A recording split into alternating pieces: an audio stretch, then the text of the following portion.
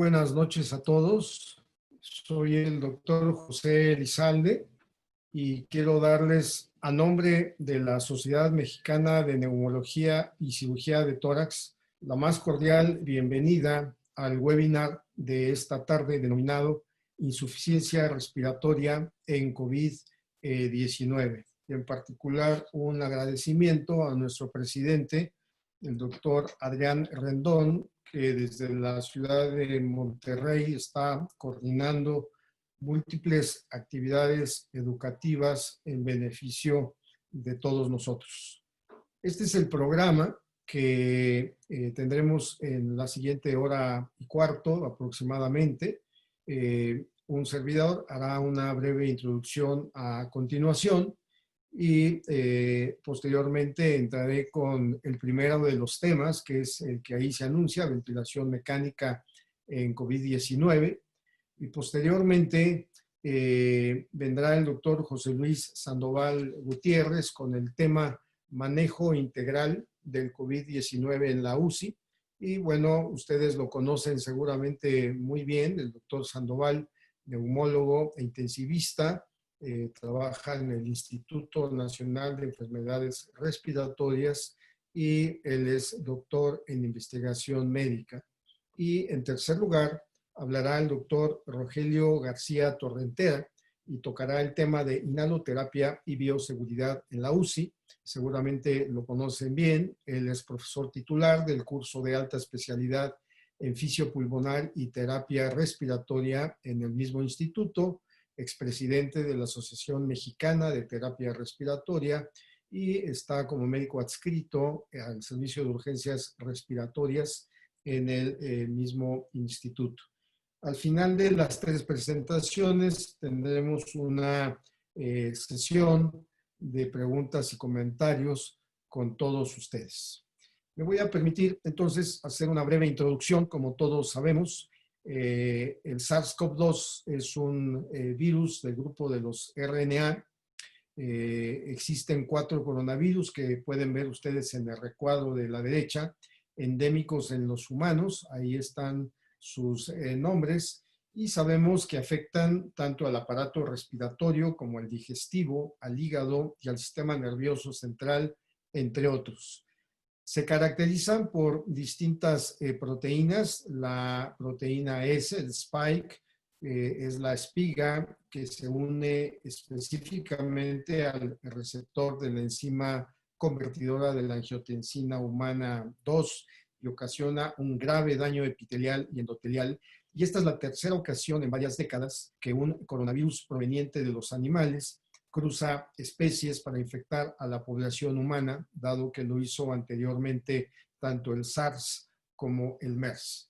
Infecta básicamente células epiteliales intrapulmonares, más que de la vía aérea superior, y esta transmisión sabemos que ocurre primariamente de pacientes con formas reconocibles de la enfermedad. Es un virus que característicamente es prono a cometer errores dependientes de su RNA polimerasa. Por lo tanto, hay frecuentes eventos de mutación y recombinación. Y como todos sabemos, esto inició a finales del año pasado en la ciudad de Wuhan. Se piensa que alrededor de esta fecha, con este intervalo de confianza que va desde el 25 de septiembre hasta el 19 de diciembre del 2019, y que produce signos y síntomas, aunque inespecíficos, más o menos que podemos caracterizar en la clínica, incluso por una llamada de teléfono, podemos identificar quién puede tener riesgo de padecer esto. Y la gran mayoría de los pacientes tienen formas leves y moderadas de la enfermedad, aproximadamente un 80%, y el 20% hacen un nivel de insuficiencia respiratoria mayor, que se ha denominado grave, más o menos en un 15-16% de los casos, y los pacientes con falla respiratoria grave, que tienen que ir a una terapia intensiva, entre un 4 y 5%, y esto está descrito desde las primeras series en China y realmente no ha cambiado. Y podemos ver ahí el gran problema de los asintomáticos, que no sabemos realmente ese porcentaje cuál es. Esta es la situación a la mañana del día de hoy, 3 de julio, más de 11 millones de casos confirmados y más de medio millón de decesos alrededor de todo el mundo, como pueden ver el mapa prácticamente pintado de rojo, y es desde hace un par de semanas, un poquito menos, la primera vez que el número de casos curados, aquí representado en la línea verde, excede un poquito al número de casos activos con infección. Y bueno, desgraciadamente nuestro país ha ido ascendiendo y desde anoche se ubica en la 10ª posición en cuanto a frecuencia de número de casos, 238.500, y en un momento se estarán anunciando los 4 o 5,000 casos de ayer a esa hora al día de hoy, y con una cifra preocupantemente alta de defunciones que están rondando actualmente los 30,000 casos. Y sabemos que la tasa de la letalidad por per se no debe ser comparable, como si la tasa de mortalidad por 100,000 habitantes, en donde andamos más o menos en un 5.8.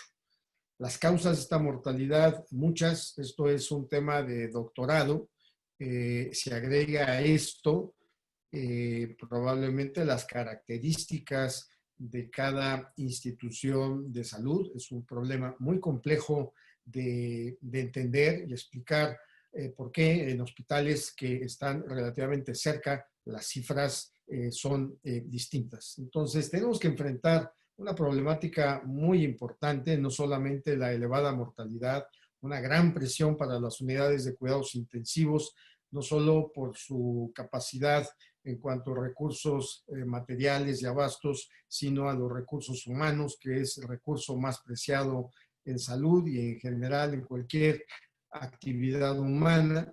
La protección al personal de la salud y todos los problemas que esto ha generado en el mundo y particularmente en México, de aspectos éticos que todos conocemos y vivimos a diario, el triage, las decisiones al final de la vida, lo cual nos envuelve en un problema realmente abrumador en los últimos meses ya. Y hay, obviamente, como se puede leer en la parte inferior de la diapositiva, un gran debate alrededor de la terapéutica, no tanto así de la ventilación mecánica, probablemente por la perspectiva histórica. Si ven la cita bibliográfica, pues el segundo libro del Génesis, nadie puede decir que entonces está mal, que dice: entonces Dios nuestro Señor formó al hombre de polvo del suelo y respiró dentro de sus narinas la respiración de la vida, y el hombre se convirtió en un ser vivo.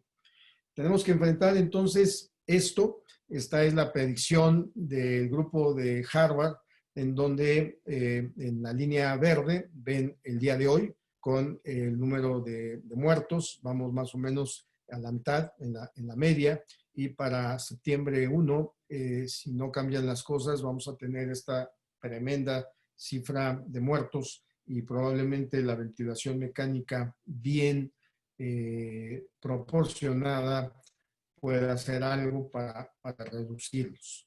Voy a entrar entonces, después de esta introducción, a hablar de algunos tópicos de ventilación mecánica, y quisiera empezar con este modelo fisiopatológico y de historia natural de la enfermedad, en donde tenemos característicamente hipoxemia de distinto grado, ya sea por un incremento en el porcentaje de cortocircuitos, un aumento en el espacio muerto alveolar, problemas en la regulación del disparo respiratorio que nos dan hipoxemia, hacemos la enfermedad y caemos en falla respiratoria. Este es un cuadro que puede ser característicamente hiperagudo, que fue lo que primero llamó mucho la atención en China y en el mundo. Algunas de estas vidas se pierden en algunos días y en algunos casos en pocas horas. Este es, a diferencia de un distrés respiratorio SIRPA característico, un cuadro que en la mitad de los casos al menos tiene unas características de elasticidad normales, con una compliance prácticamente normal. Estas imágenes características en cortes tomográficos en vidrio deslustrado con dilatación muy importante de los vasos sanguíneos, lo cual nos hace ver la pérdida de la vasoconstricción hipóxica y se parece en cuanto a sus características elásticas a un sirpa pulmonar, en donde la presión positiva al final de la expiración no genera grandes cambios, dado que hay poco pulmón reclutable y por lo tanto se aconseja un PIB bajo y un volumen corriente más liberal. Tenemos la otra parte o el otro fenotipo de la enfermedad que está aquí en línea azul, que es un tipo indolente que pasa por un distrés respiratorio más característico con una distensibilidad baja y más o menos sería esta curva, cambio de volumen, cambio de presión que señalo aquí arriba a la derecha, y que caracteriza lo que hemos entendido por ya más de 50 años al SIRPA, en donde las guías recomiendan desde hace 25 años PIB alto y volúmenes corrientes desde hace 20, porque tenemos alvéolos claramente reclutables. Y finalmente tenemos una forma altamente patológica e indeseable en nuestros enfermos, que es la forma bisfásica, en donde un paciente hiperagudo que se recupera o uno que viene en fase más o menos estable, pero todavía con 2 semanas, 3 semanas, 4 semanas de terapia intensiva y ventilación mecánica, nuevamente sufre un proceso importante de inflamación, se pone muy rígido el pulmón, empieza a haber cambios de fibrosis, vean estos fibroblastos elongados ocupando la luz alveolar, son pacientes con pulmones muy rígidos, en donde nuevamente el porcentaje de alvéolos reclutables es bajo y se recomiendan tanto volúmenes corrientes como PIB bajo. La ventilación mecánica es el tratamiento de todas y desde luego ayudado de posición prona. Y bueno, este es el artículo que todo mundo hace mención del profesor Gattinoni, en donde los clasifica en L de low elastance, elastancia baja, y H, o más recientemente 1 y 2, por las características de reclutabilidad precisamente que mencionaba yo.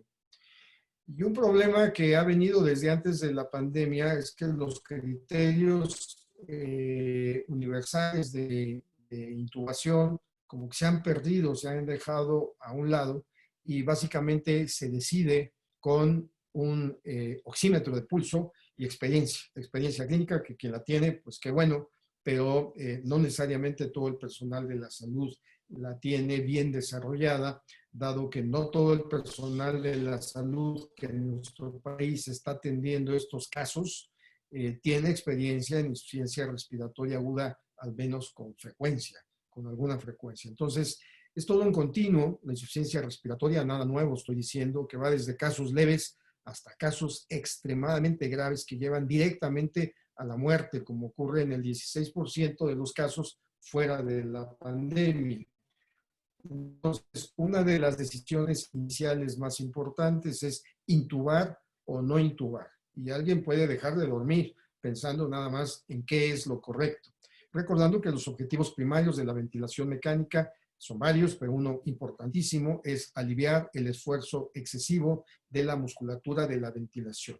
Y entonces hay que evaluar el síntoma disnea, que es muy complejo, porque hay aspectos como los que aquí se señalan, ansiedad, dolor, secreciones, espasmo, que pueden simular disnea, además de las modificaciones de las propiedades mecánicas del pulmón con hipercapnia e hipoxemia que también generan disnea. Entonces, es un perfil muy complejo, multifactorial, en donde alguien sin experiencia fácilmente puede equivocarse y tomar decisiones incorrectas en el beneficio del enfermo que tiene enfrente.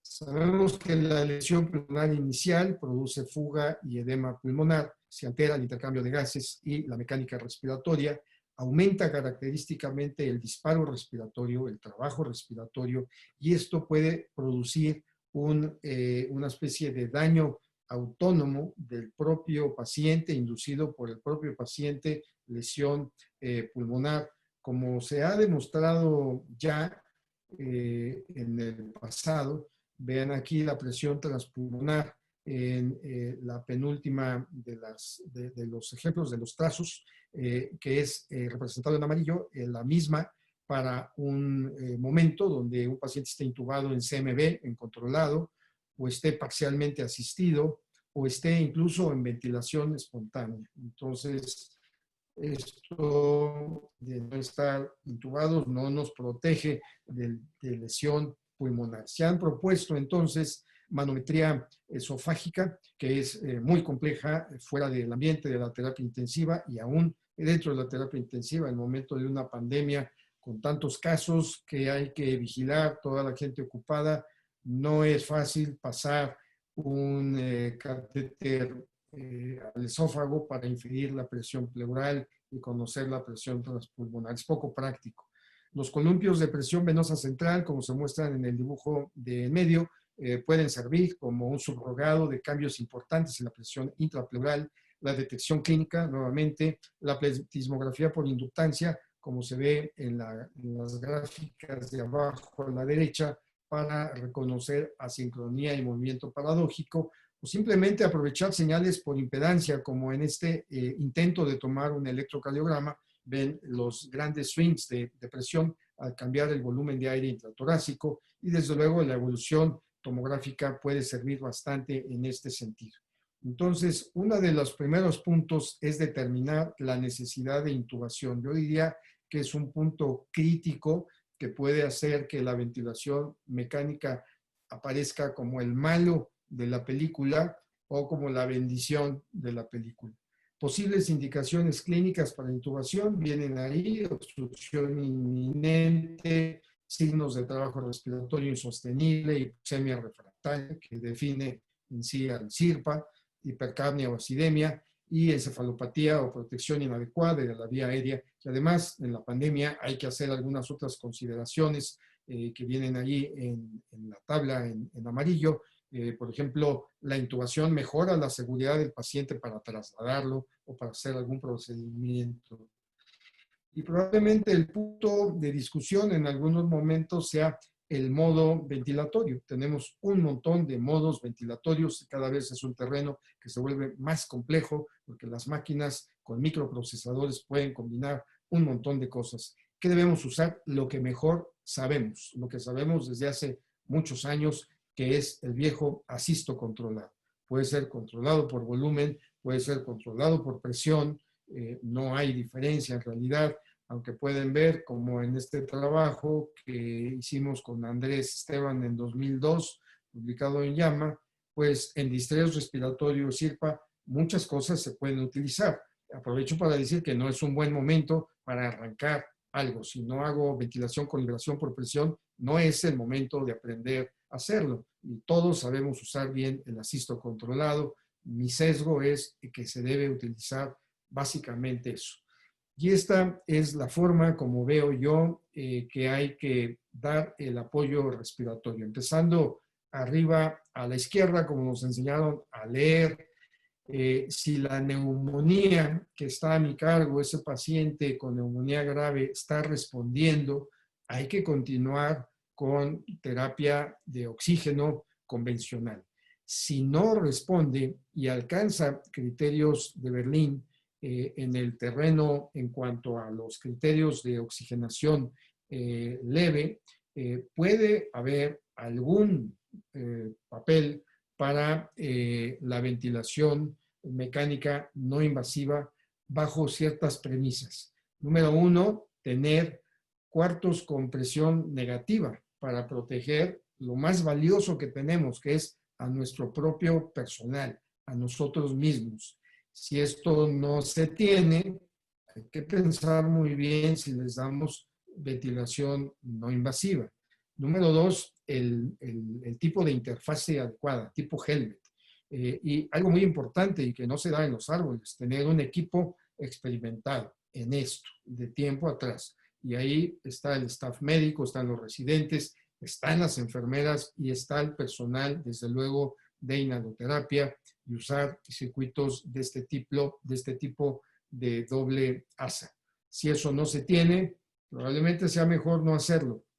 No sé, de estos 46,000 casos de colegas, personal de la salud, confirmados con COVID-19 en esa fecha, 28 de junio, en nuestro país, ¿cuántos tienen como explicación precisamente el insistir en tener a un paciente más o dos pacientes más? Ya no tengo ventiladores, ponle el no invasivo. Oiga, y si nos contagiamos, tú pónselo. Bueno, aquí está parte de la consecuencia. Seguramente no es la única explicación, pero vean que enfermería y en verde otros trabajadores de la salud, donde seguramente están representados el personal de inhaloterapia, ocupan un porcentaje grande. Entonces, la no invasiva, muy particular el análisis, y hay que tratar de evitar este vórtice de lesión pulmonar infligida por el paciente para que las cosas vayan mejor. Y haciendo una comparación a través de este documento a propósito de influenza, está consultado en esta fecha, 6 de julio del 19, y que viene muy bien a lo que estoy diciendo, es el documento oficial de la ERS y la ESIM, las dos sociedades de la Comunidad Europea importantes en este tema, la respiratoria y la de cuidados intensivos. Vean lo que opinan sobre la forma no invasiva de la ventilación. No se debe considerar como alternativa a la intubación. No se debe considerar. ¿En qué? En insuficiencia respiratoria secundaria e infección, en este caso a H1N1, pero puede jalarse a coronavirus, que pueda progresar a SIRPA. Es precisamente en lo que se está utilizando al revés de la recomendación en todo el mundo. Y si se usa, además, hay que utilizar un modo ventilatorio que disminuya no nada más el trabajo respiratorio de manera cuantitativa, sino que modifique la tensión del diafragma con relación al volumen corriente que esa tensión, que ese trabajo muscular obtiene, mejorando la calidad del trabajo respiratorio. El CPAP per se esto no lo hace. La ventilación con soporte por presión, sí. Y bueno, siguiendo con la misma forma de pensar, si en un momento dado esto no se da y el paciente tiene criterios moderados o más graves, entramos a las estrategias de protección alveolar que todos conocemos, con volúmenes corrientes bajos y optimizar el PIP, teniendo siempre metas muy claras, tanto de oxigenación como de presión. Si estas metas se alcanzan, hay que continuar en el terreno de la ventilación mecánica convencional, y si no se alcanzan, vigilar sedación, ver si tenemos que relajar con bolos de bloqueantes neuromusculares a ese sujeto y ver qué cosa está mal, dependiendo si es la saturación o si es el incremento en la presión. Por ejemplo, en el primer caso, pues si es hipoxemia persistente, pues titular o retitular el PIC, utilizar prono, reclutar óxido nítrico, en fin. Si el problema es la presión y la meta de oxigenación no es el problema y tenemos la capacidad, se puede utilizar alta frecuencia, revisar los conceptos de ventilación con hipercapnia permisiva, revisar el volumen corriente a la baja, son esos casos que hay que llegar alrededor de 4 o menos, y si se nos viene encima la hipercapnia con acidosis, pasarle un catéter arriba de la canina principal y hacer insuflación traqueal de gas. Generalmente no se requieren flujos bajitos, muy altos, sino bajitos. Y si todo está mal, pues entonces pensar en nuevamente alta frecuencia, jugar con los tiempos, aumentar el tiempo inspiratorio, igualarlo 1 a 1. Si no se puede, invertirlos, controlado por volumen o por presión. El ECMO en general no es una buena idea en una pandemia, ocupa muchos recursos económicos y humanos. Hay mucha gente que tiene que estar pendiente con un solo paciente, y los problemas de la anticoagulación y el sangrado también. Y recordar el prono, que es bueno, bonito y barato, independientemente de cuál sea el mecanismo fisiopatológico final, mejora la oxigenación de los pacientes sin un detrimento hemodinámico, disminuye los cortocircuitos, y entonces tenemos todo un menú de cosas que podemos utilizar. Yo diría que en la parte media más o menos de esta diapositiva, que está diseñada, como todos recordamos, para SIRPA, no para COVID, pero de la mitad de la diapositiva hacia la derecha, tenemos los pacientes con COVID que se ingresan tanto a los sectores, a los pisos, como a las terapias intermedias o a las terapias intensivas. Entonces, volúmenes corrientes bajos prácticamente para todos, adecuar bien el nivel de PIB dependiendo del fenotipo que estamos utilizando y prácticamente en todos utilizar el prono. De esta manera han aparecido publicaciones como esta de John Marini y Luciano Gattinoni, en donde acuñan este nuevo nombre de CARS, o sea, el CIRPA del COVID, CARS, y nos dan recomendaciones basadas en razonamiento fisiopatológico, tanto antes de la intubación como durante la ventilación mecánica, como después de la misma, así como durante la fase del destete, y es algo que está en continua evolución, y obviamente hay gente muy importante en ventilación mecánica que ha enfocado algunos de estos puntos con crítica muy aguda. Por ejemplo, al final, aquí en el centro, ensayos espontáneos solo muy al final del proceso de destete. No todo el mundo está de acuerdo con eso. Y pues nada más para comentar quién no está, es Martin Tobin, ni más ni menos. Entonces, esto hay que tomarlo con precaución, contextualizar para nuestro sitio de trabajo qué cosa se aplica y estar muy pendiente con los cambios.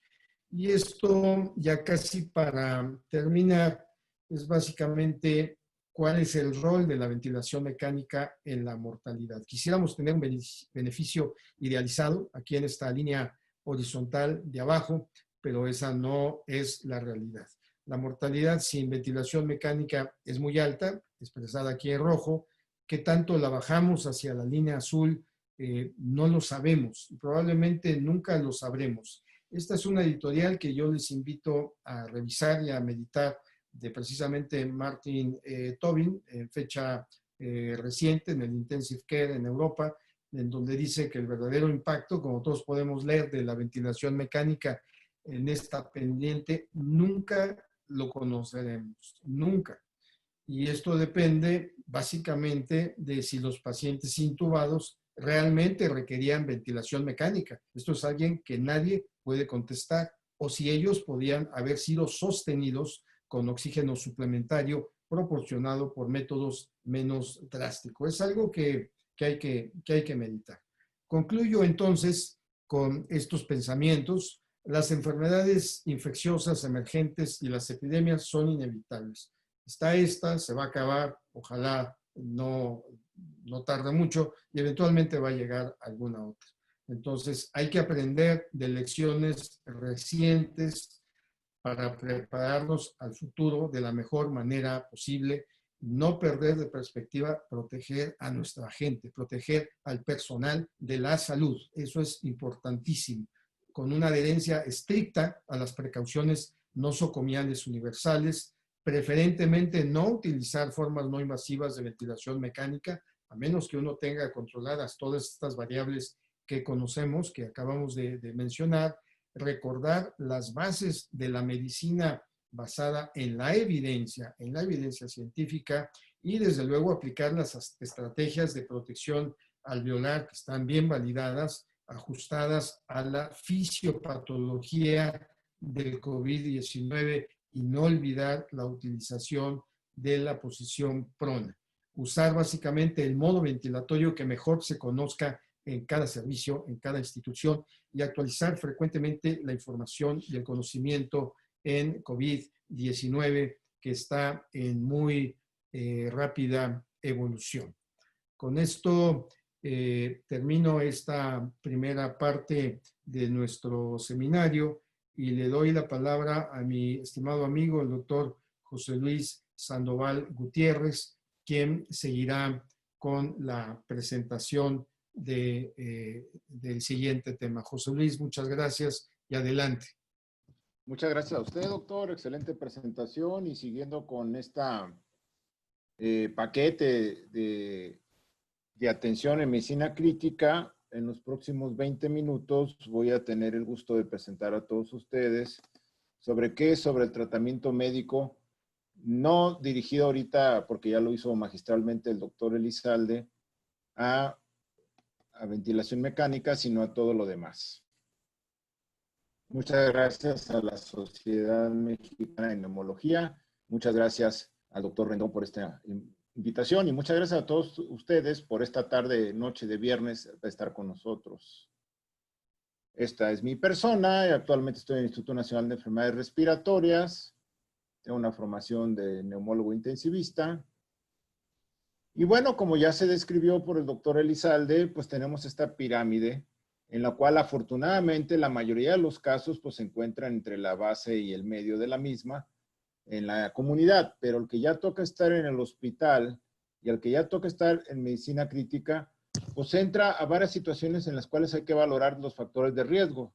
Una de ellas pues es la edad, las cuestiones de la estasis sanguínea, la respuesta inflamatoria, la lesión endotelial, las anormalidades hemostáticas y que pueden llevar a una coagulación intravascular diseminada, por lo cual también ha habido mucha, digamos, cuestiones de evidencia y de experiencia médica en la cuestión de utilizar profilácticos para la trombosis.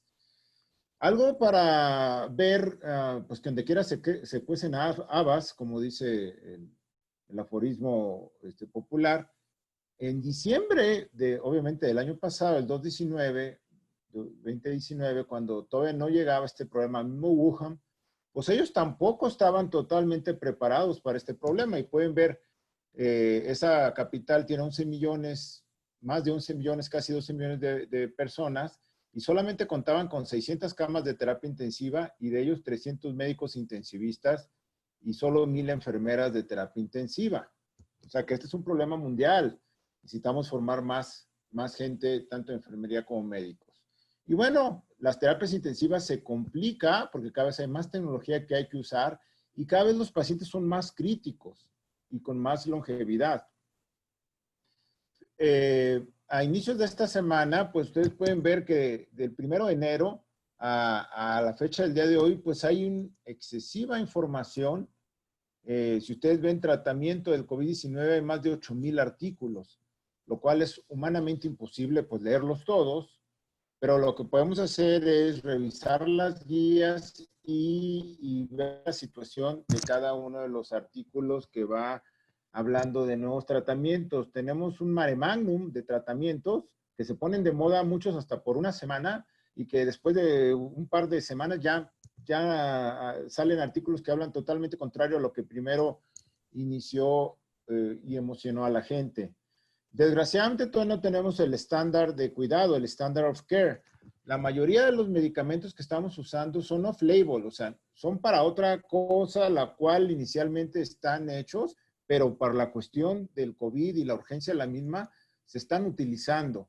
Y muchos de ellos al principio se hablaba del uso compasivo, como vamos a hablar de ello, pero no hay evidencia como tal científica como para asegurar que están hechos para ellos.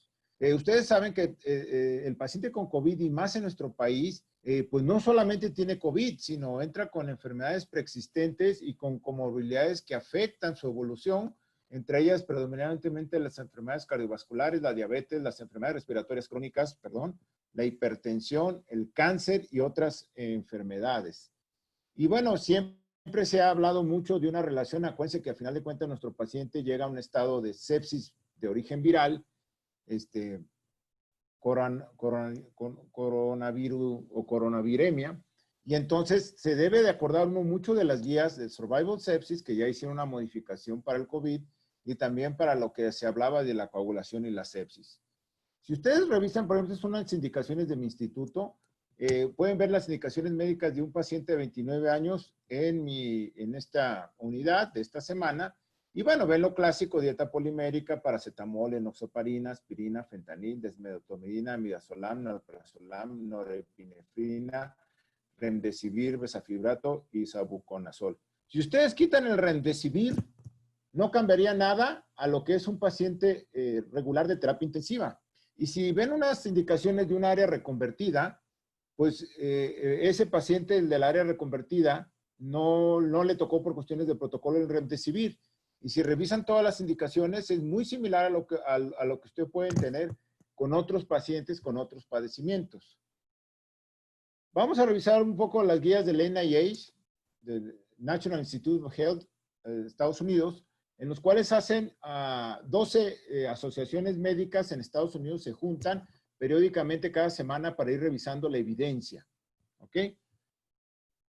Y bueno, acuérdense, tenemos la evidencia A, B y C, y con una subtipo 1, 2 o 3. Claro, el A es una recomendación fuerte, la B es moderada y la C es opcional. Y podemos ver que, acuérdense, en los checklists de manejos de los bundles de atención de medicina crítica está el control de infecciones, el apoyo hemodinámico, el apoyo ventilatorio, el cual el doctor nos habló bastante bien hace unos minutos, el apoyo a los pacientes que hacen falla renal y las intervenciones farmacológicas. Si se fijan, algo que ha estado un poco en boga y mucha desesperación en los intensivistas es este último punto. ¿Qué fármaco le doy a este paciente? Pero se nos olvida que el sostén de una terapia es eso, el manejo de sostén.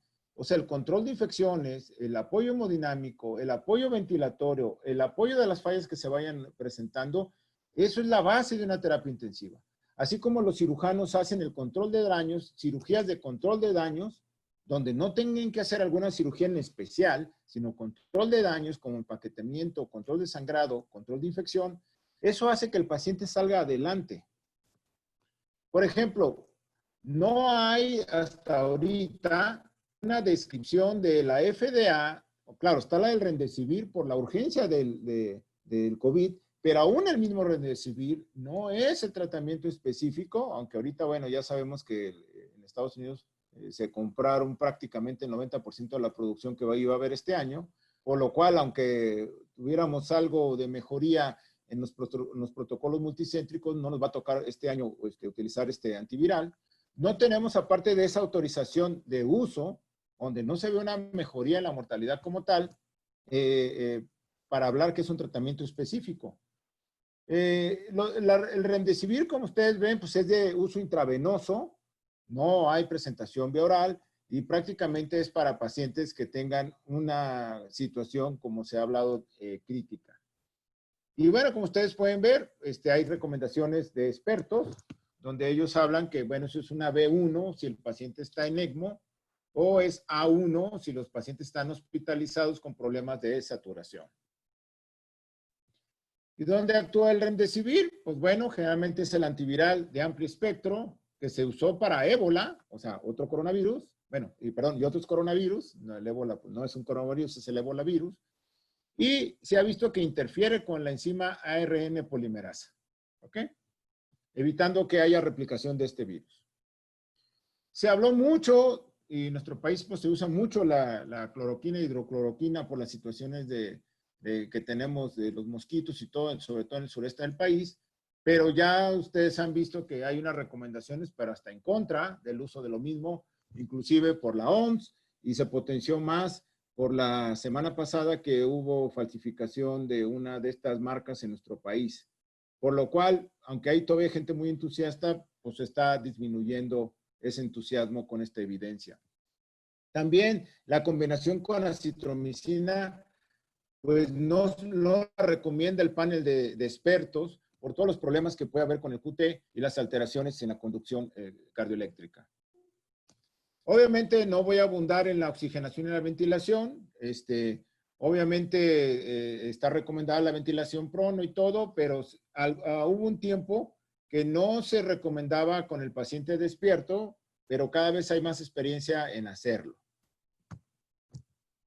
Está muy en boga en algunos grupos, a tal grado que se acabó por parte de nuestro país, de los laboratorios, la utilización, ya saben, de los inhibidores de interleucina 1 e interleucina 6, sobre todo el famoso tocilizumab, que es caro, es difícil conseguirlo, iba a llegar unos nuevos abastos al país, pero nos faltan datos. De hecho, la recomendación de este panel es que si van a usar estos inhibidores, estén en un protocolo. El problema es que nuestra mayoría de nuestros hospitales en el país, pues son hospitales asistenciales con una gran labor. Generalmente no tienen protocolos y para una pandemia, o sea, donde estén autorizados por sus grupos de ética y todo, y lo cual dificulta que cumplan con esta recomendación. Y también salió recientemente por el estudio Recovery la utilización de la dexametasona, donde se vio una disminución en la mortalidad. El problema es que todavía no tenemos a la mano bien ese estudio, está dando reportes previos, pero no tenemos el estudio para ver por qué decidieron en Inglaterra usar dexametasona en esta pandemia. ¿Ok? ¿Por qué? ¿Y por qué esas dosis y por qué en esos pacientes? Necesitamos ver el racional para usarlo. Aunque bueno, va a haber, digamos, ciertas indicaciones a nivel nacional para la utilización de la misma. Ya se está trabajando a base de la coordinación y la Secretaría de Salud, pero creo que tenemos que ser muy cautos. La DEXA ha sido usada prácticamente para todas las pandemias y no necesariamente han tenido resultados satisfactorios. Y los antibióticos de amplio espectro, pues claro que están indicados, pero hay todavía datos insuficientes, porque como es un virus, para ver cuál es el mejor y dependen de la coexistencia de la infección. Se fijan, caen a veces hasta la indicación B3 y algunos hasta a las A3. O sea, no tenemos todavía este tipo de antibióticos para este tipo de pacientes. Se deja mucho a la libertad del clínico. Hay pacientes, ya saben, con mucho riesgo de infección, pero no se recomienda la profilaxis preexposición ni la profilaxis postexposición. A veces pasa que alguien dice, oiga, y si le damos al personal o a los médicos, como bien decía el doctor Elizalde, que hay que protegerlos, pues hay que protegerlos con el equipo de protección personal, pero no se está haciendo ahorita una profilaxis, aunque hay protocolos de profilaxis al personal que todavía tienen datos muy limitados.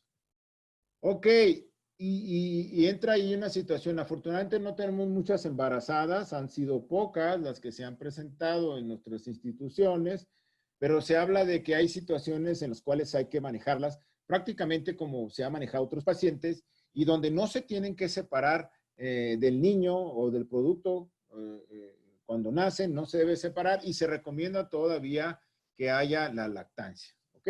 Entonces eso hace que a veces haya discusiones, pero bueno, en esa situación son muy laxos todavía estos expertos en decir, pues no hay que separar el producto de la señora y hay que incentivar la lactancia. Del punto de vista hemodinámico, hay que seguir utilizando las guías del Survival Sepsis junto con la que hicieron adecuación para el COVID-19, son gratis y se pueden bajar. El panel de expertos habla de que hay que estar muy enfocando en los parámetros hemodinámicos, en la temperatura de piel, en el llenado capilar y en todos los parámetros que uno ha utilizado y sobre todo la respuesta a los líquidos.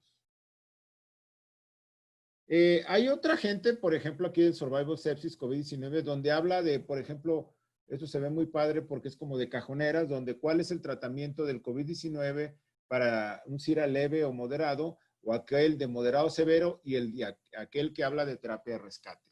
Y bueno, se ha hablado de todo lo que les he hablado, de ventilación, de la cuestión hemodinámica, y para cuestiones ya un poquito más de rescate, bueno, inclusive ellos meten aquí como la posición prono, pero no se habla ya de rescate, sino de inicio. Y también esto que ha metido mucha discusión, la cuestión del inhalado del óxido nítrico. O sea, hasta ahorita no hay una recomendación como tal, pero hay grupos que lo están empezando a usar. Hay que ser muy cautos en nuestro medio para esa situación. Y el ECMO, pues si lo tienes, si lo puedes utilizar y tienen las condiciones, como dijo el doctor Elizalde, porque es caro y se necesita mucho recurso, pues puede ser una opción, pero sería una opción final, no sería una opción inicial. También acuérdense que hay muchos parámetros de hemodinamia, como pueden ver, la norepinefrina es el vasopresor de primera indicación. Ajá. Y no se recomienda mucho el uso de dopamina, a excepción que lo tengas que usar porque no hay norepinefrina que se está acabando, pero siempre el primer vasopresor pues debe ser la norepinefrina.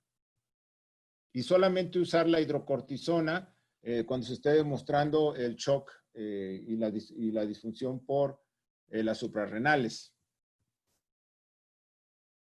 No voy a ahondar en la oxigenación y ventilación, como dijo el doctor Elizalde. Todavía hay discusiones sobre el alto flujo y la no invasiva, ¿ok? La experiencia a posteriori nos va a hablar sobre la utilidad o no de las mismas. Obviamente el paciente que cae en falla renal pues debe de tener su hemodiálisis continua. No se recomienda tanto al intermitente porque pueden estabilizar al paciente, ¿ok? Pero claro, tiene un costo, el famoso prisma, las situaciones de gambro. Debe estar uno pendiente de tener estas máquinas o rentarlas porque se recomienda más al intermitente, se expone menos al personal y el paciente tiene un flujo continuo. El ECMO, pues bueno, hay datos insuficientes, ¿ok? El que lo tenga, que lo use, y el que no se desespere por ir a comprar ahorita uno o rentar uno. Son situaciones que debe haber mucho entrenamiento. Si alguien empieza a hacer ECMO ahorita y nunca lo ha hecho, muy probablemente va a fracasar. Se necesita experiencia para tener éxito de esto. Otro que desgraciadamente al principio se le tenía un gran sustento médico, pero no evidencia científica como tal, lopirritonavir, el famoso Caletra, pues ya hasta la Organización Mundial de la Salud ha mandado ya advertencias de decir que no es para eso, y lo vamos a tener que dejar un poquito en el baúl de los recuerdos, aunque se puede utilizar para cuestiones de protocolos, sí. Y también el grupo de recovery, el que vamos a hablar tantito, pues sacó esa situación de no beneficio del Caletra. Y bueno, estas son fotos proporcionadas por el jefe de patología del Instituto Nacional de Enfermedades Respiratorias, donde habla de una condicionante, sobre todo los primeros casos que se les hizo biopsia pulmonar, obviamente a postmortem, mostraban un grado periférico de trombosis, por lo cual nos hablaba de que si había que anticoagular a todos, cuando menos los que tienen factores de riesgo que muestran dímero D por arriba del 2000, alteraciones en la transferrina, pues eso sí, obviamente, pero no para todos. ¿Por qué? Porque desde China se vio que aquellos que tuvieran dímero D altos, y entre más altos estuvieran protegidos con heparina, pues mejor les iba. Y en cambio, ellos, acuérdense, empezaron con la experiencia, no la tenían al principio. Si no los anticoagulaban o no los protegían, pues tenían más defunciones. Entonces, el panel de expertos habla pues, que en aquellos pacientes que tengan dímero D alto, alteraciones en los tiempos de protombina, el fibrinógeno, la cuenta plaquetaria, pues claro, se debe utilizar las terapias ya que conocemos de enoxaparina, o inclusive se puede usar la heparina sódica cristalina sin ningún problema. No se deben suspender los famosos IECAS, si alguien ya lo trae, y no hay alguna limitación de utilizarlo si alguien lo necesita, con todo lo cauto que esto conlleva. Y bueno, algo que metió mucho ruido fue este estudio, el Recovery, que nos falta ver todo el manuscrito, porque están haciendo análisis post-hoc, en lo cual hablaban de los beneficios de la dexametasona. Ellos obviamente no hicieron estudio nada más para la dexametasona, tienen varios brazos de estudio. Como pueden ver, ven las 3 fases del COVID, desde el uso de los antivirales, los usos antiinflamatorios y inclusive el plasma convaleciente, ¿no? Bueno, los datos que tenemos ahorita de ese estudio, que nos falta ver toda la bibliografía, es de que hay un beneficio en los pacientes que les dieron dexametasona, como ustedes pueden ver en la mortalidad a los 28 días. Ajá. Pero sí me gustaría que fuéramos muy cautos. No se debe usar la dexametasona a nivel comunitario, no es una cuestión de consultorio, es solamente para aquellos pacientes que requieran de asistencia mecánica o de saturación en el piso. ¿Ok? Inclusive esto ya se está viendo en las revisiones del UpToDate. La ivermectina se usa mucho a nivel comunitario, pero la OMS sacó esta que no debe ser utilizada fuera para lo que fue hecho. El plasma convaleciente, se están haciendo algunas experiencias en nuestro país, pero solamente se recomienda que se utilice bajo protocolo. Por lo cual, hay distintas guías de manejo. Hay que escoger una o adoptar una. Cada semana cambian las indicaciones, y el tratamiento de sostén, que es por lo cual se iniciaron las terapias intensivas, sigue siendo la piedra angular en el manejo. Y acuérdense que lo más difícil no es escribir protocolos, sino cumplirlos. Agradezco a la Sociedad de Neumo esta invitación y seguimos en sintonía en esta plática. Muchas gracias. Gracias, José Luis. Buenas noches. Excelente presentación, al igual que el doctor Elizalde, gracias a la Sociedad de Neumología. Y pues daremos continuidad a este panel del manejo de cuidados críticos y la parte de la terapia respiratoria, inhaloterapia y la bioseguridad. Bueno, pues es algo que en el día a día, desde hace algunas semanas, meses ya, pues hemos todos estado en el contexto del manejo. ¿De cuál vamos a hablar y de qué vamos a hablar en esta última parte de la plática? Pues de las partes, sobre todo que hay alrededor de la terapia intensiva, la ventilación mecánica, aerosoles, humidificación. Este esquema, pues bueno, es una situación de la vida real en donde tenemos un paciente que está pues con todo de lo que ya comentaron tanto José Luis Sandoval como Pepe Elizalde acerca del manejo de este paciente que puede estar en una situación en donde requiera pues no solo la ventilación mecánica, la hemodiálisis, la parte de lo que ya comentaron del ECMO, la parte incluso de óxido nítrico. Entonces estos pacientes son en verdad complejos, incluso la parte solo de pronar ya lleva su complejidad, con alto riesgo de extubación si no se tiene bien hecha la maniobra, sobre todo para el que está en vía aérea. Y algo que pasa frecuentemente es que se tuerce el tubo si uno no sabe agarrar en bloque desde la mandíbula y la cánula orotraqueal. Estos tubos de repente se tuercen y probablemente a algunos ya les ha pasado que si giran la cabeza de un lado, no ventila tan bien como girarla del otro. Entonces esto se debe a estas situaciones. La parte muscular del bloqueo pues es fundamental en los pacientes pronados. Los esteroides, que este estudio de recovery, al cual hizo mención José Luis Sandoval, es importante siempre analizar de fondo estos estudios porque concluyen también que no solo es DEXA, que puede ser el equivalente a cualquier esteroide, y bueno, pues se han usado en otras terapias intensivas, metilprednisolona, hidrocortisona o algún otro esteroide.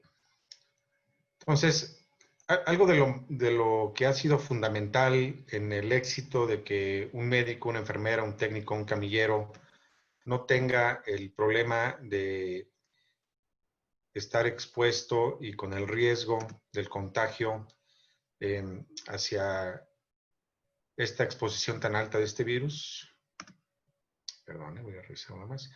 Es justamente el tema de los equipos de protección personal. Estos equipos, bueno, ya se ha comentado muy bien en los últimos años acerca de, bueno, más bien últimos años más, desde el ébola y estas enfermedades por estos virus que ya se comentó previamente, pues es definir qué tipo de equipo vamos a usar, qué tipo de equipo va a requerir el personal que está en áreas críticas, el personal que está en triage, el personal que está en el área administrativa. Entonces, de repente, estos equilibrios y balances del equipo se consumen una gran cantidad de recursos de estos equipos, pues se ha demostrado ya cuál es lo adecuado para cada tipo de personal.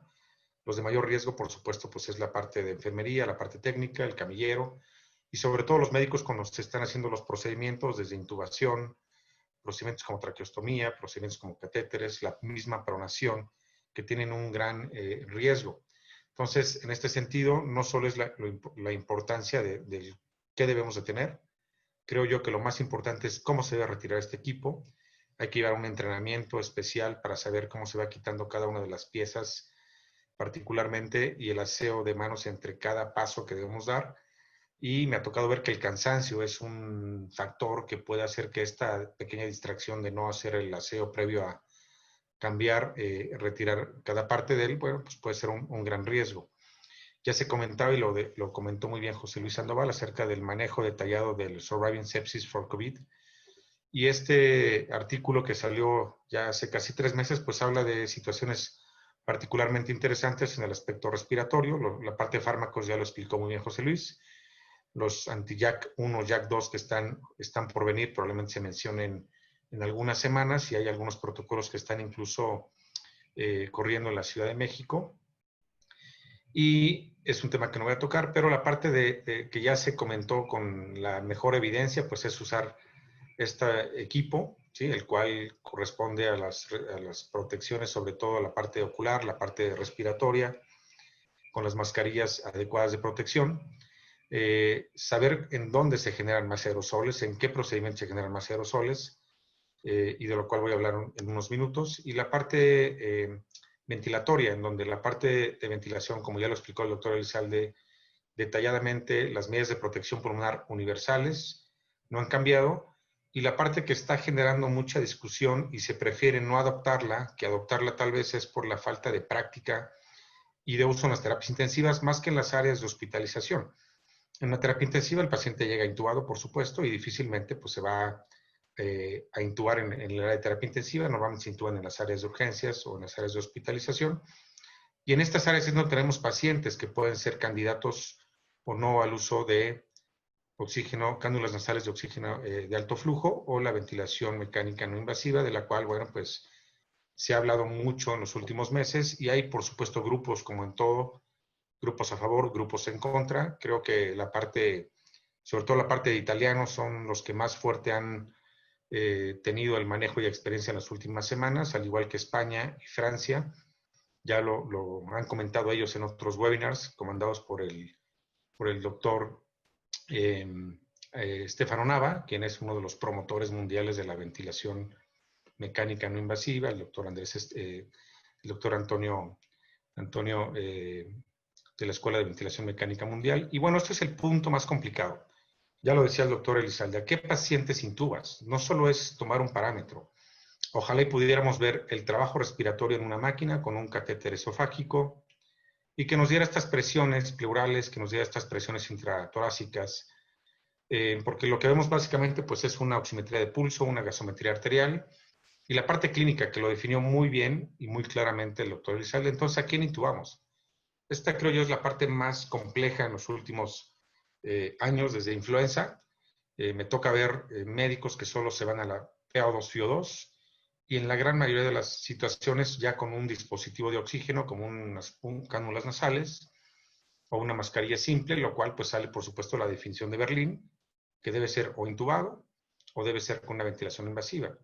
Me toca ver en otro contexto los que ven alguna tomografía de tórax y que hablan de el paciente se va a destruir.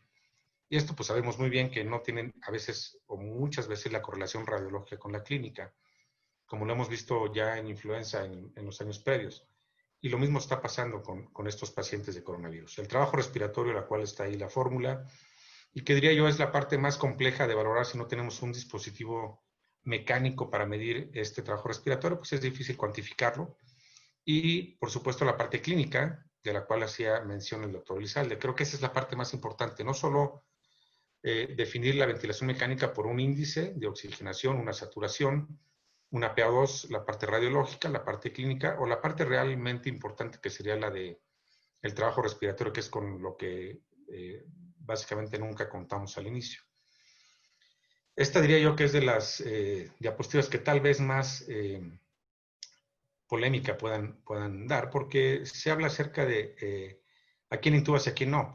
Si tienes que titular la presión positiva, si tienes que pronarlo, si tienes que hacer maniobras de reclutamiento, que hoy en día, creo que en los últimos años, en estas últimas semanas y meses, se ha homologado cómo reclutar pacientes, cuáles son los medios de protección pulmonar, empezando por el volumen corriente, las PIPs, que bueno, a diferencia de influenza, un paciente difícilmente vemos que abra con PIP de más de 16. Los valores, dependiendo de algunos centros, estarán entre 12 y 16. Las deltas de presión normalmente se manejan muy bien y rara vez vemos pacientes que tengan una presión transvía aérea elevada, lo cual, pues bueno, nos dará el punto siguiente, que es la broncodilatación. Y la parte de si van a no invasiva, no solo CPAP, ahí yo hablaría de un binivel de ventilación no invasiva. Y esto, pues bueno, ya se ha manejado algunos años atrás con evidencias muy contundentes de el éxito de este tipo de pacientes. Y cuando vemos esta situación clínica en donde el paciente que está pronado, bueno, y la situación del monitoreo, pues tenemos la parte también de que hoy en día los ventiladores mecánicos, bueno, pues tienen esta situación de acoplarse a un sistema de humedad, pasiva o activa.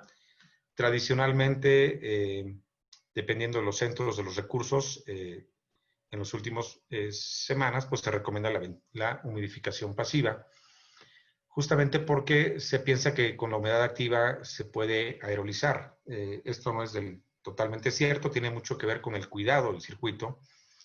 Yo les preguntaría aquí a los usuarios de ventilación mecánica qué tanto cuando hacen un cambio de cánula o la recomendación de la Asociación Americana de Cuidado Respiratorio de cada cuánto cambiar el intercambiador de humedad, y esta parte de los filtros exhalatorios que viene siendo la parte fundamental para disminuir la aerolización de justamente en la parte exhalatoria y en la inhalatoria, pero disminuir la aerolización en la habitación. Estas recomendaciones se publicaron el mes pasado por parte de la CEPAR y son recomendaciones muy interesantes porque hablan justamente de estos puntos, de qué pacientes entran a oxigenoterapia convencional, cuáles entrarán a oxigenoterapia o cánulas de alto flujo nasal y cuáles de ellos entrarán a ventilación no invasiva.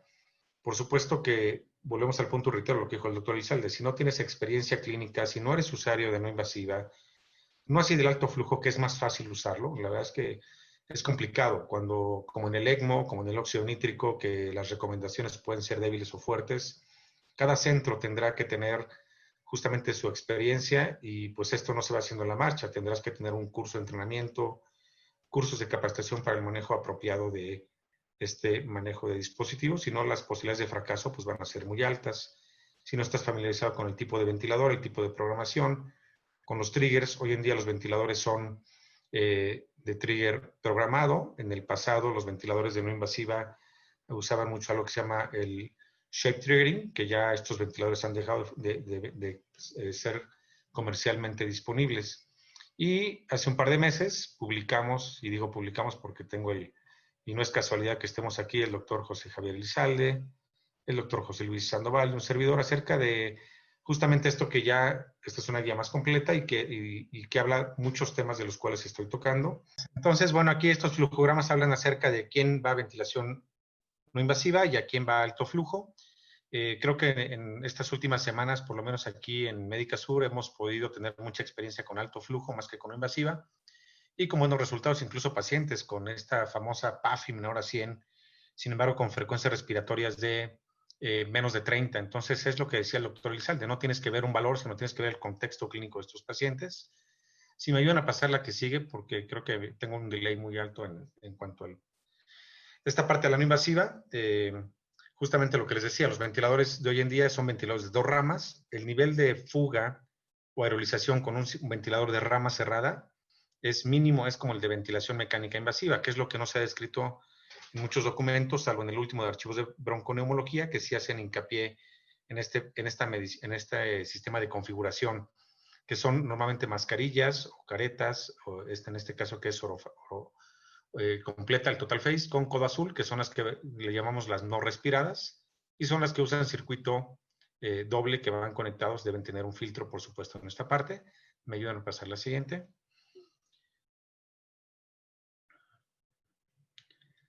Este artículo que se publicó el año pasado y que es un artículo que hace diferencia con el dispositivo.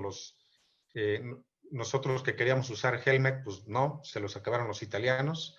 Ellos usan mucho Helmet. El mismo doctor Stefano Nava habla de su experiencia en las áreas donde tenían más de un par de pacientes, en áreas donde cómo le hacían si no tenían presión negativa. Lo que decía el doctor Elizalde, pues nadie tiene presión negativa. Habrá un puñado de cuartos de presión negativa en la Ciudad de México.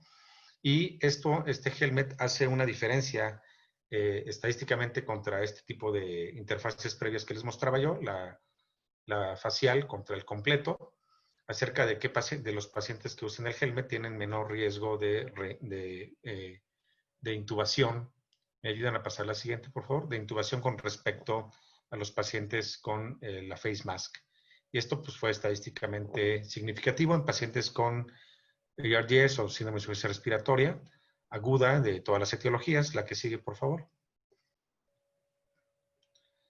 Por supuesto, esto hay que tenerlo mucho en cuenta. Si usted no es usuario de no invasiva y si es muy usuario, tenemos que tener esta dualidad. Si eres muy usuario, tienes que ver la parte clínica. Estos scores altos de entrada, por supuesto, y redundando que es Apache, o cuando tienes algún índice de PA2, FIO2 menos de 200, en el cual yo no estaría de acuerdo. Sin embargo, bueno, creo que los scores de Apache o de SOFA o de mortalidad alta son los que hay que tomar en cuenta para definir si el paciente va o no a no invasiva, así como otras condiciones clínicas, por supuesto, y las probabilidades de ventilación mecánica para face max fueron de 61.5, contra 18.2, la que sigue, del casco helmet. Este estudio lo conoce muy bien José Luis Sandoval, en el cual cuando vivimos lo de influenza hace ya casi 12 años, nos tocó ver que se hablaba de que no invasiva para nadie.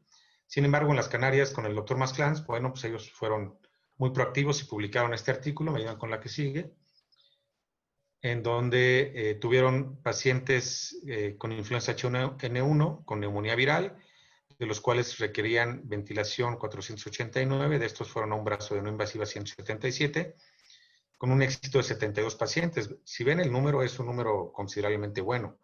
La que sigue, por favor, lo cual confiere menos complicaciones. Un par de slides más, por favor.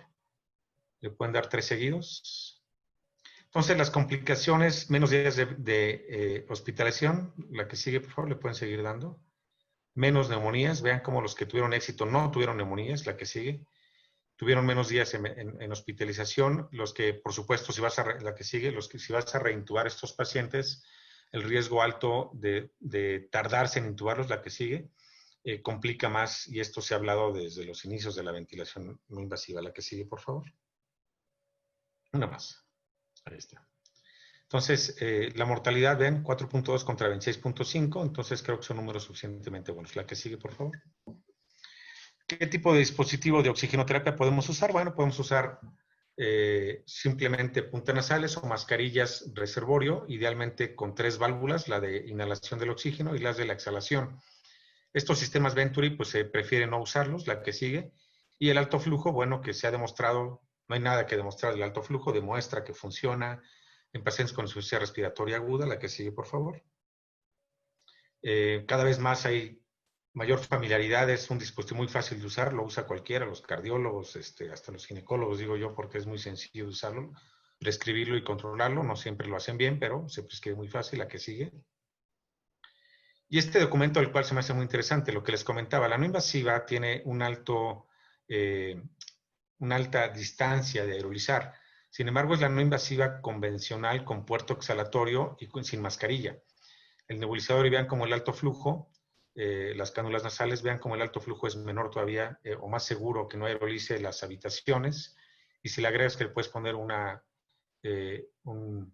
cubrebocas, bueno, pues disminuyes, al igual que lo harías con la no invasiva. Estos son sobre todo estudios in vitro, más que estudios en escenarios clínicos reales. La que sigue. Vean la distancia que recorre. Normalmente puede llegar hasta 17 centímetros en cuanto a las puntas de alto flujo, que realmente es muy corto comparado contra una mascarilla simple que puede llegar hasta 20 centímetros, o las no invasivas que llegan hasta 40 o 60 centímetros. La que sigue, por favor. Estos son los estudios que se han hecho por el doctor David Huey, ya desde hace más de 10 años publicados en revistas como Chest, en donde vean que a los que está bajo el alto flujo es lo que dispersa menos el aerosol que mascarillas convencionales o puntas nasales convencionales. La que sigue. Al igual con otro tipo de dispositivos. La que sigue. Y estos escenarios en donde se mide el paciente, bueno, el paciente que clínicamente va mejor, pues obviamente no es lo mismo tener una mascarilla que te tapa boca y nariz y que no puedes hablar, comunicarte o incluso tomar alimentos, bueno, pues te complica. La que sigue, por favor. La parte de la humidificación pasiva versus activa, no van a encontrar evidencia ni a favor de una ni a favor de otra. Siempre se desprestigia más la humedad activa por esta idea errónea de que genera más neumonía asociada a ventilación, lo cual es, por supuesto, un error. No habría diferencia en que ustedes usen la que ustedes quieran, siempre y cuando mantengan lo más hermético el circuito. La que sigue. Y los medicamentos en aerosol. La doctora Ari Arzu, que ha publicado N artículos de esto en su vida, en condiciones críticas y no críticas, y mucho en la parte de ventilación mecánica in vitro. La que sigue. Si me regalan 2 minutos más por la desconexión que tuve. Y aquí este artículo pues habla justamente de pacientes leves, cómo se puede usar en casa, si vas a usar un 2 inhalada o un inhalador de polvo seco. Ellos se proponen no nebulizar, esta es una situación que ya sabemos desde hace mucho tiempo, siempre usar espaciadores y evitar la aerolización en casa.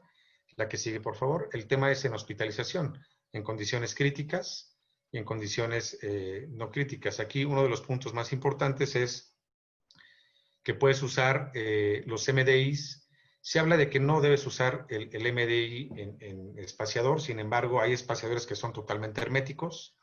No son muchos, algunos espaciadores pierden o fugan. Son estos que se colapsan, Ventichamber se llama, y recomienda el Aeroneb, que es, por supuesto, comercialmente el más fuerte en países de primer mundo. En México no ha sido tan fuerte. Y estos Aeroneb o de malla vibrante, pues son justamente un sistema muy hermético, que el cual no comunica la parte exterior con el líquido que se va a nebulizar, y pues son muy seguros siempre y cuando el sello del circuito se mantenga lo más posible. Siempre hay pérdida del sello, cuando se cambia un intercambiador de humedad, cuando se hace un traslado. La que sigue, por favor. Cuando se pone una nebulización, esta distancia de qué tanto aeroliza, la mayoría de las estudios son siempre in vitro y en habitaciones de presión negativa, lo cual, como les comentaba, pues no pasa. Entonces, por supuesto que esto no debería ser. Se prefiere, sobre todo los espaciadores o dosis inhalada con aerocámara, evitar esta aerolización de la sala. Se puede conectar el Aeroneb a las puntas de alto flujo, lo cual ha dado buen rendimiento clínico, y más bien, y agregar, por supuesto, el uso de cubrebocas. Tener en cuenta que cuando se hace una conexión-desconexión, como en cualquier condición, cambiar el ventilador, quitar el circuito, hay que poner el ventilador en espera, pinzar idealmente el tubo y estar monitoreando a estos pacientes, idealmente con capnografía, por supuesto. Pues que es una situación de broncoscopía, el cual pusimos aquí una adaptación, no es como la del doctor Elizalde que tiene nutrición, pero bueno, hicimos una adaptación con el Aerosol Box, entonces, y con un broncoscopio que tiene el giro de 180, entonces es más fácil la manipulación. La que sigue. Para terminar, quisiera decirles que la parte de la nebulización en los sistemas de ventilación mecánica, si lo hacen con sistema JET, deben serlo a 15 centímetros del ventilador antes de la humedad.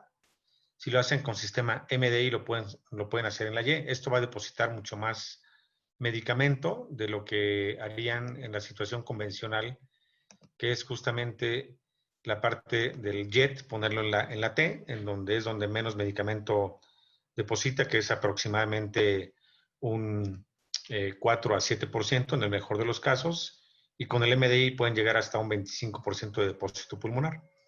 Yo concluiría con esto y aprecio mucho la atención de todos. Una disculpa por la cuestión técnica de las desconexiones. Muchas gracias. Bueno, vamos recibiendo algunas preguntas. Y bueno, teniendo cierto orden, básicamente en pensamiento, preguntar cómo deciden, cómo lo hacen. Lo primero, cuando alguien se enferma, pues está en la comunidad, está en su casa, y ustedes son contactados como médicos especialistas. ¿Cómo hacen la decisión? ¿Cuál es el proceso mental para mantener a ese paciente en casa? O recomendarle generalmente por una llamada del celular o una videollamada ir a urgencias de algún hospital. José Luis, no sé si quieras comentar algo en este sentido, si puedes prender tu audio. Listo. Ok, doctor. Para recopilar, pregunta usted, ¿qué hace uno cuando le hablan para urgencias de un hospital? No, un paciente que está en la casa, ¿cómo es el proceso mental para recomendarle manejo ambulatorio en la casa o ir al hospital? Entiendo que un paciente que ya tiene el diagnóstico o la sospecha por lo menos muy fuerte de tener COVID-19.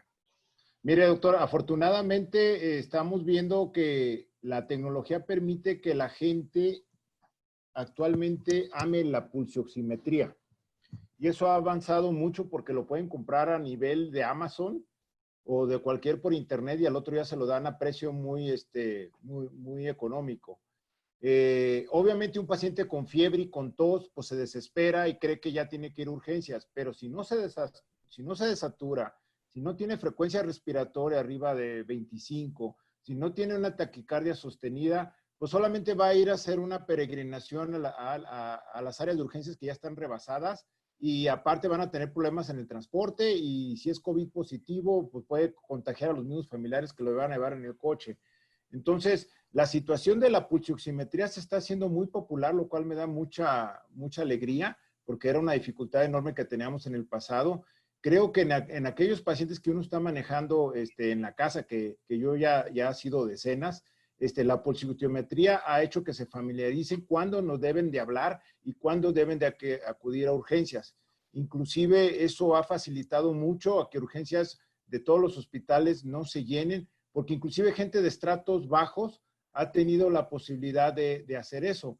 Inclusive una de las estrategias de CDMX era eso, de que todas las farmacias contaran con un pulsiosímetro para poderlos orientar desde la misma farmacia, que son los niveles de atención primarios de médicos, a ver si requerían o no servicios de urgencia.